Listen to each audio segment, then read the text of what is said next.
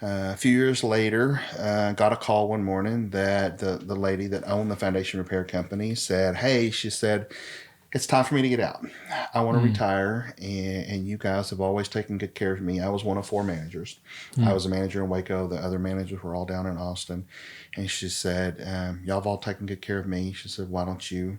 I want y'all to buy me out. I want y'all to partner up, and I want you to buy me out." And so, a very kind person. She very easily could have just sold it and took off. But she said no. She says, "Y'all have taken good care of me, and it's your turn." And so she gave us the opportunity to buy it. She financed it for us and everything. So that mm. was a real blessing.